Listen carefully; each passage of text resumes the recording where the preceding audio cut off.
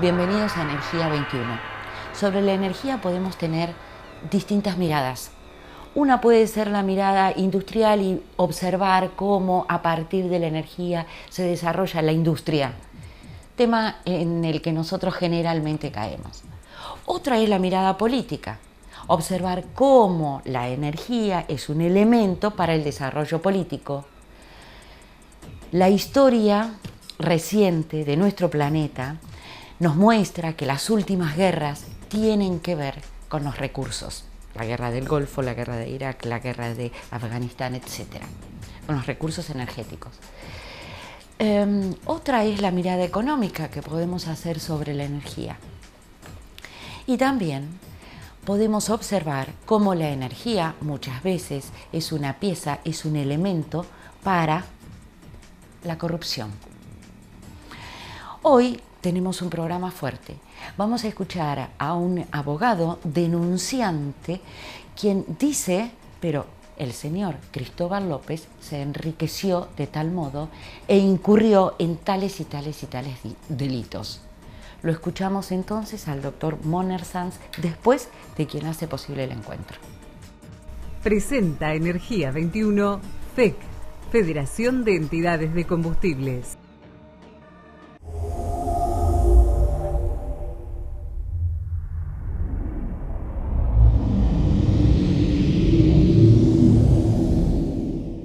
Doctor, usted en el tema de Cristóbal López es denunciante de Echegaray. ¿Por qué eligió esa figura?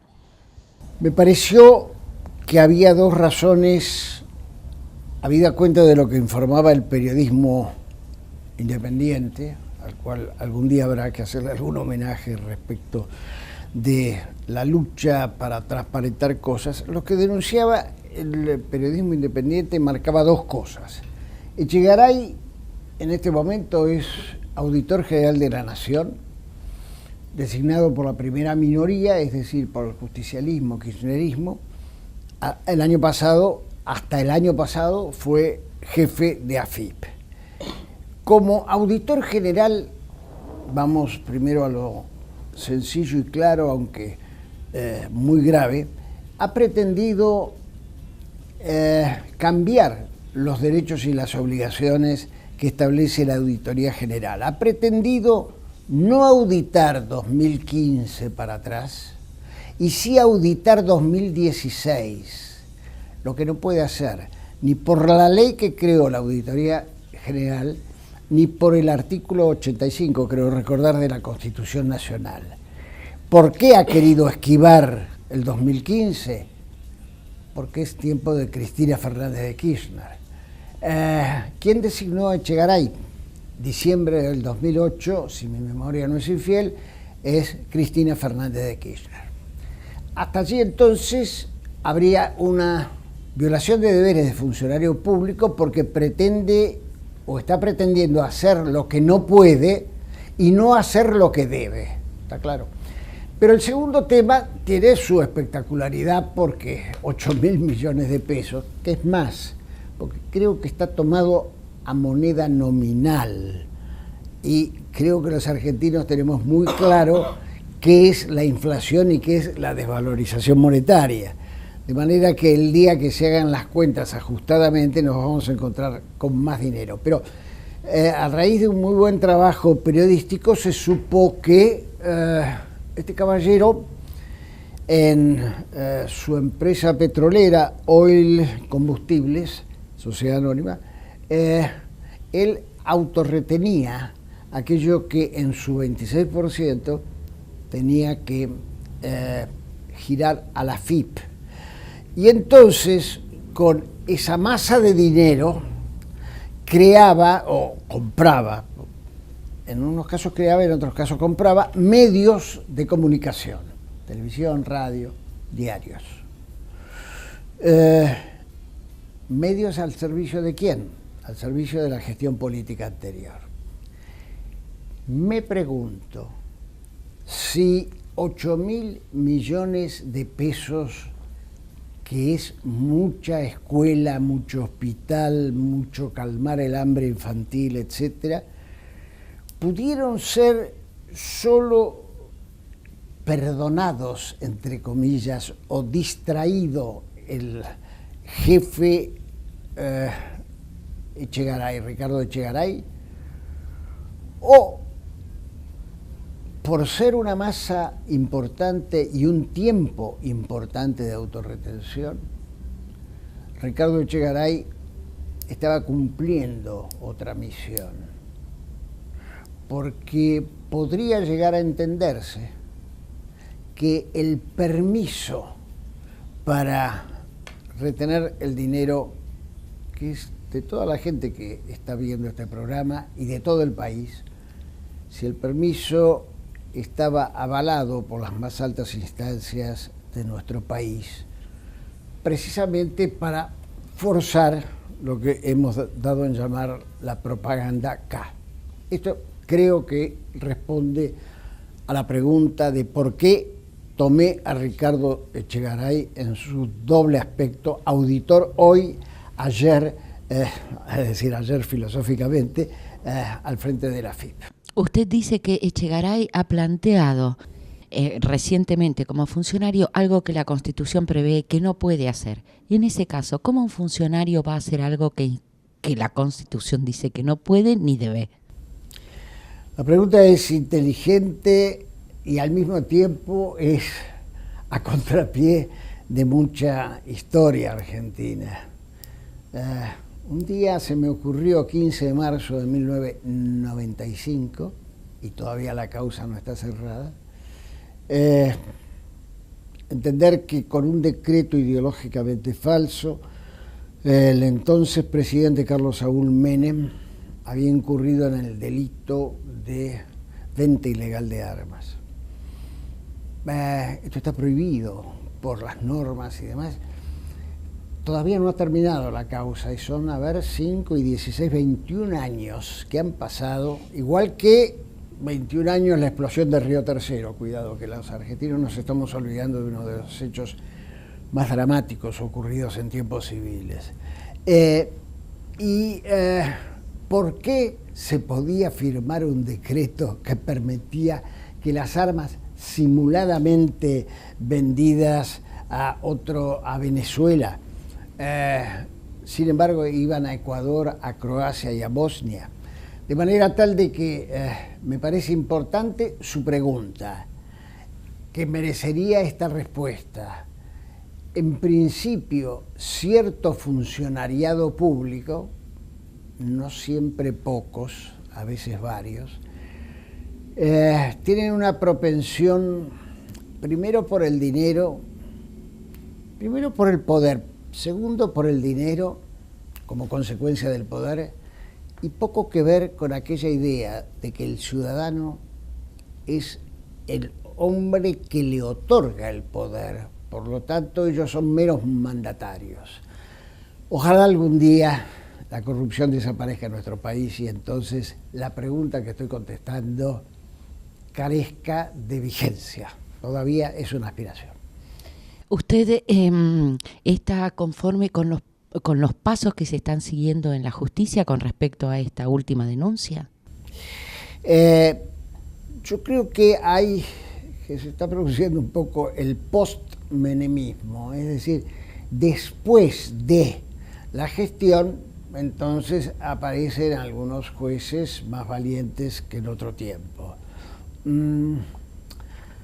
Yo creo que le atribuyo un error al gobierno actual en el sentido de no potenciar la Oficina Anticorrupción, que depende del Poder Ejecutivo y que tendría que hacer aquello que... Yo soy presidente de la Asociación Civil Anticorrupción, entonces yo me financio mi tiempo, yo me financio los papeles, este tiempo, etcétera, etcétera, porque soy abogado independiente. Pero me parece que esto tendría finalmente que merecer, una estructura muy importante en la Argentina. Hace pocos días hemos visto por televisión el conteo de billetes de una magnitud increíble, y todo me emparenta con la siguiente idea. ¿No ha llegado el momento, aprovecho la importancia de esta nota, no ha llegado el momento para pensar que la Argentina merece una mega oficina anticorrupción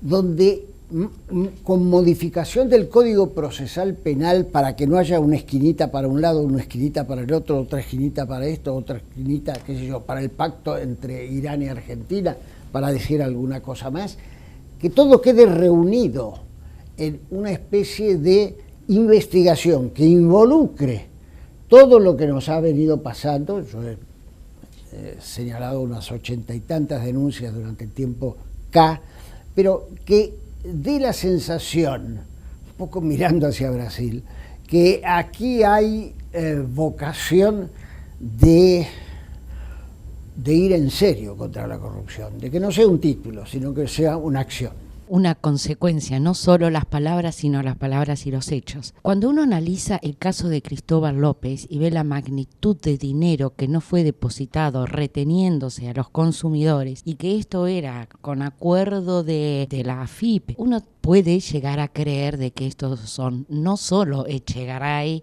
acompañando las maniobras de López, sino altos funcionarios, o más arriba, porque finalmente Cristóbal López hace un emporio en poco tiempo en una Argentina donde a los honestos les costaba mantener lo que tenían. Efectivamente es así, yo creo, y por eso alguna vez dije que la denuncia que ayer ratifiqué ante el juez Martínez de Giorgi era como la puerta para abrir hacia afuera y hacia adentro. Es decir, ¿quiénes fueron los que consintieron, además del jefe de AFIP, consintieron puertas adentro de la AFIP, toda la maniobra y callaron? Y la pregunta central, ¿pudo solo Echegaray tomar él la decisión sin conocimiento del Poder Ejecutivo entonces a cargo, bueno, desde el principio de Néstor, porque Ricardo Echegaray era amigo personal de Néstor Kirchner, y además Néstor Kirchner, una vez estuve hace muchos años en Comodoro Rivadavia, me contaron que Néstor solía jugar en uno de los bingos de una de las provincias sureñas. ¿Pudo todo esto ser a espaldas de la más alta instancia del Poder Ejecutivo? Personalmente creo que no, pero no tengo los medios para probar esto. Yo espero que sea el juez Martínez de Giorgi, sea quien fuere, digamos, tenga, iba a decir agallas, en realidad tenga independencia de criterio, que es lo que necesariamente se exigen los jueces, tenga absoluta imparcialidad y llegue a fondo. Puertas adentro de AFIP, puertas hacia arriba de AFIP. Entonces, ahora, el fiscal, ¿qué debe investigar para buscar las pruebas? ¿Por dónde ve usted, analizando a la Fiscalía, su denuncia? Yo entiendo que, lo sugerí por allí, que se debía hacer allanamientos en Oil Combustibles y en Índalo, porque tienen que haber marcas allí de esto, tiene que haber un llamado a indagatoria de Ricardo Echegaray y por tanto de Cristóbal López, y pienso que deben tomarse a partir de esas indagatorias o en paralelo con esas indagatorias medidas de investigación. Se me dice que AFIP, bajo la gestión de este signo político, no del anterior, es decir, bajo la gestión de Macri, estaría haciendo sumario interno respecto de este tema. Es posible que el juez reclame conocer qué ha investigado hasta aquí en sumario interno la actual AFIP. Creo que hay muchas medidas que el fiscal y el juez pueden llevar a cabo para saber aquello de puertas adentro y de puertas afuera, es decir, hacia abajo y hacia arriba. ¿Por qué pudo Echegaray convalidar tanto en tanto tiempo?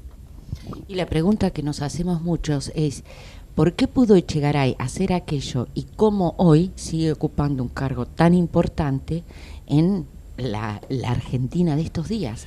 Efectivamente, hubo en su momento una parte del peronismo no quería que fuera Echegaray, creo que postulaba a Fellner para ese cargo de la auditoría. La Constitución de la Nación Argentina dice que el cargo de auditor general, que es una tarea en favor del Congreso Nacional, tiene que ser ocupado por la primera minoría opositora. Por eso, hasta fin del año pasado, fue auditor Despuy, es el apellido de quien ocupó eso, porque era por la minoría radical que venía ocupando esa tarea. Mucha gente ha señalado que fue importante. En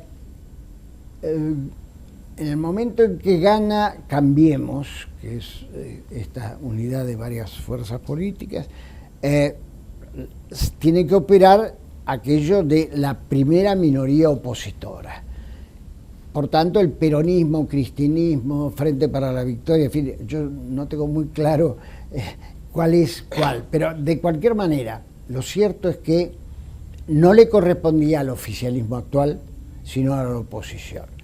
¿Por qué la oposición, a pesar de planteamientos que yo hice, porque yo lo tengo imputado a Echegaray en otra causa por enriquecimiento ilícito, y además yo he reclamado varias veces en Chicone Calcográfica de que a Echegaray hay que investigarlo también, porque nunca pudo hacer con Amado Vudú lo que hizo en favor de Chicone Calcográfica si no había un entendimiento. Bueno, pero ¿por qué el peronismo, justicialismo, Frente para la Victoria quisieron poner en el cargo a Echegaray? Bueno, es una decisión exclusiva y no justiciable, salvo que en el andar de esta causa o de cualquier otra se compruebe que es susceptible de ser procesado. Si Echegaray resultara procesado, efectivamente podría promoverse un pedido de cese de sus funciones como auditor general de la Nación.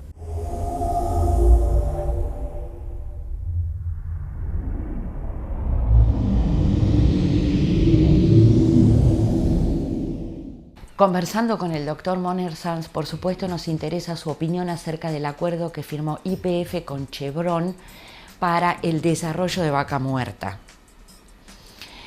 Ese acuerdo aún se mantiene secreto, a pesar que la justicia intimó a YPF para que abriera y mostrara ese acuerdo. Algunos funcionarios, como quien está al frente de la Oficina Anticorrupción, Laura Alonso, ha dicho que ese acuerdo puede mantenerse secreto. Nos parece que en democracia no debiera mantenerse en secreto. Como a tantos otros integrantes de la Cámara Legislativa y funcionarios les parece que no debe mantenerse en secreto. El secreto lleva implícito un montón de ilegalidades. Ha trascendido en algunos medios que, entre otra ilegalidad que esconde este acuerdo, está que el dinero, los miles de millones de dólares por el cual Chevron invertía en YPF fueron depositados en paraísos fiscales, no a nombre de la compañía YPF, sino a nombre de directivos, Miguel Galucho entre ellos. Doctor Moner Sanz, ya que hemos venido hasta aquí y que usted nos ha dado su tiempo, brindándonos los detalles, no quisiéramos irnos sin saber su opinión con respecto a este acuerdo escandaloso en principio que ha firmado YPF con Chevron para la explotación de un yacimiento Vaca Muerta y que aún se mantiene en secreto cuando todo lleva a suponer de que las cláusulas del famoso secreto son cláusulas que esconden caminos de corrupción. Es muy importante su pregunta, es muy importante porque puede estar llegando a comprometer la responsabilidad del tiempo político actual. Es decir, la Corte Suprema en su momento dio razón a que no podía ser un convenio secreto, y es cierto que por la ley de hidrocarburos YPF tiene una fuerte impronta de función pública, es decir, de tarea pública. Moraleja, yo creo que si es exacto el trascendido periodístico de que este convenio, más allá de lo que se dice respecto de que afectaría la competitividad con otras petroleras, si es exacto que se han valido de una triangulación de dinero, poniéndose de por medio algún paraíso fiscal, si esto ha sido consentido por los funcionarios públicos de YPF, me parece que aquí no debe haber secreto que valga. Aprovecho este lugar para decirle, señor presidente de la República, no se equivoque usted, no vale la teoría de la jefa de la Oficina Anticorrupción, que cambió de opinión cuando decía una cosa cuando era legisladora y ahora dice otra cosa. Pero, señor presidente, yo creo que más allá de un tema comercial de competitividad, está de por medio la higiene en la República Argentina. La higiene es transparencia, la transparencia es anticorrupción. ¿Cuál sería el nudo central para desarrollar una política contra la corrupción? Es importante su pregunta, porque no solo hay que rápidamente modificar el Código Procesal Penal para que se acaben las esquinitas, es decir, no puede ser que haya OTESUR por un lado, que haya acuerdo Irán-Argentina por otro lado, que haya Echegaray, que haya tal y tal cosa. Yo creo que tiene que haber una modificación del Código Procesal Penal que permita una investigación absoluta, sea del turno político que pasó, sea de este turno político, si desgraciadamente tuviéramos evidencia de alguna corrupción, que no segmente, que no parcialice la investigación, por un lado.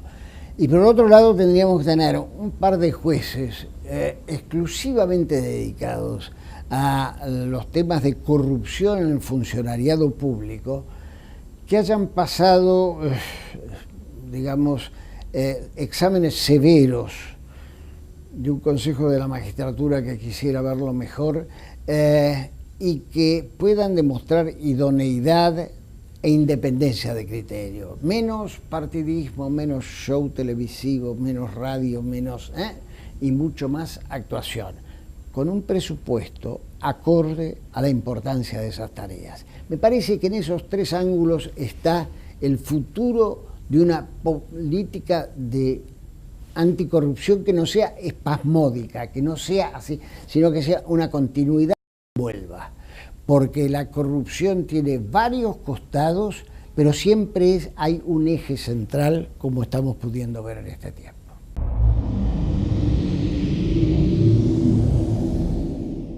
Fuerte lo que ha dicho Moner Sanz, a quien le valoramos la valentía. Nos encontramos dentro de 7 días con más Energía 21. Hasta entonces.